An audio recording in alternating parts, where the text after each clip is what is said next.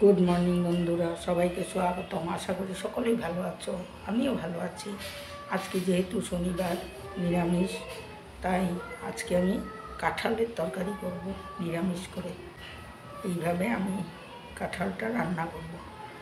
তোমরা সম্পূর্ণ ভিডিওটা প্রথম থেকে শেষ পর্যন্ত দেখবে, তবেই বুঝতে পারবে আমি কিভাবে কাঁঠালের তরকারিটা বানাই। এই যে আমি দুটো আলু নিয়ে নিয়েছি, আদা আর কাঁঠাল কাটা শেষ, দিলাম আলু। এখন আমি হলুদ দিয়ে সিদ্ধ করব।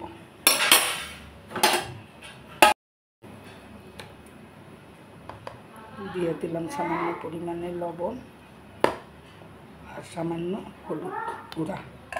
এখন আমি এটা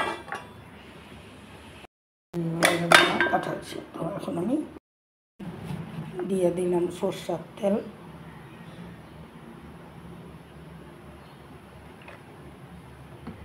জিরা ফোড়ন, তেজপাতা, লং, দারচিনি, এলাচি,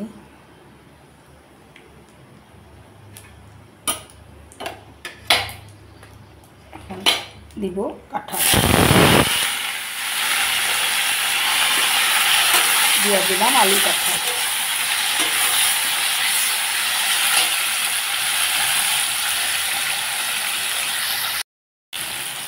দিয়ে দিচ্ছি কালার আছে,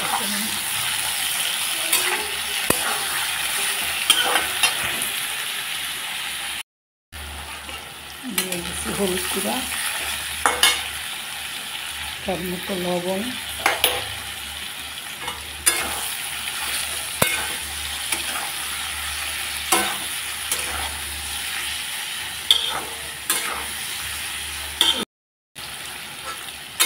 এইভাবে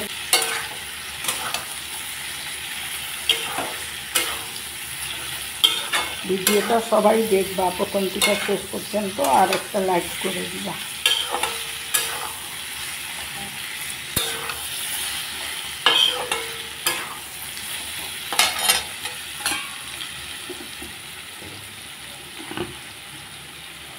দিয়ে দিলাম টমেটো। এই টমেটোগুলো খুব স্বাদ লাগে, আর তরকারিটাও একেবারে টকটক হয়। দেশি টমেটো,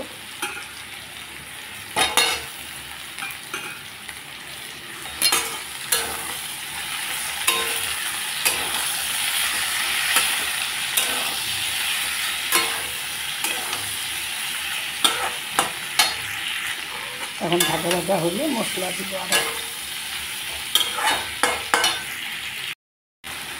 জিরার গুঁড়ো, ধনিয়ার গুঁড়া,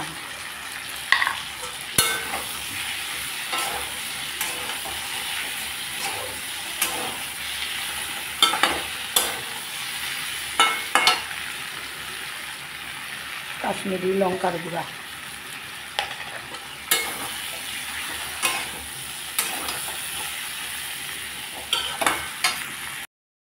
দিলাম কয়েকটা চেরা কাঁচা লঙ্কা। দেখো কালারটা কি সুন্দর।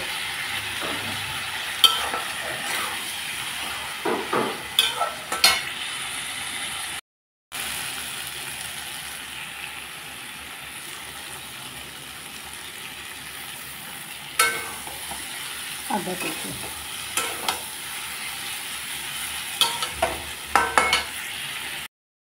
আদা কুচিটা দিতে ভুলে গেছিলাম, তাই আদা কুচিটা দিয়ে দিলাম।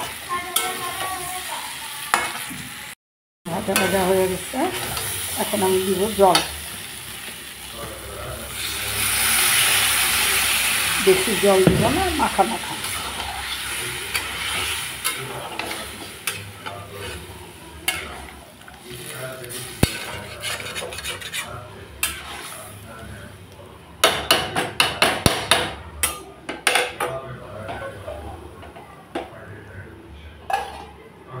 এখন আমি ঢেকে দিলাম।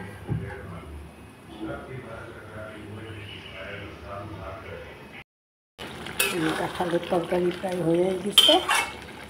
দেখো কালার, দেখো এরকম তরকারি পাইলে আর সাথে কিচ্ছু লাগে না ভাতের সাথে। রুটি ভাত সব কিছুতেই ভালো লাগে, লুচি।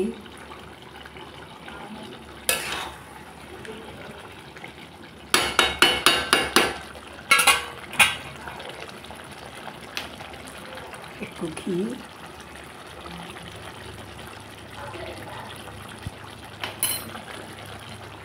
গরম মশলা, ধনিয়া পাতা দিবি না, গরম মশলা দিয়ে নামাবো। দেখো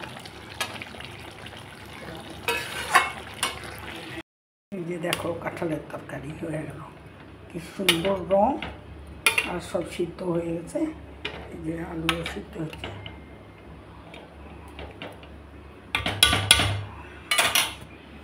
তাহলে আমার ভিডিওটাকে একটা লাইক করো, অবশ্যই সবাই প্রথম থেকে শেষ পর্যন্ত দেখবে, আর একটা সাবস্ক্রাইব অবশ্যই করে দিও, এটা অনুরোধ করবো।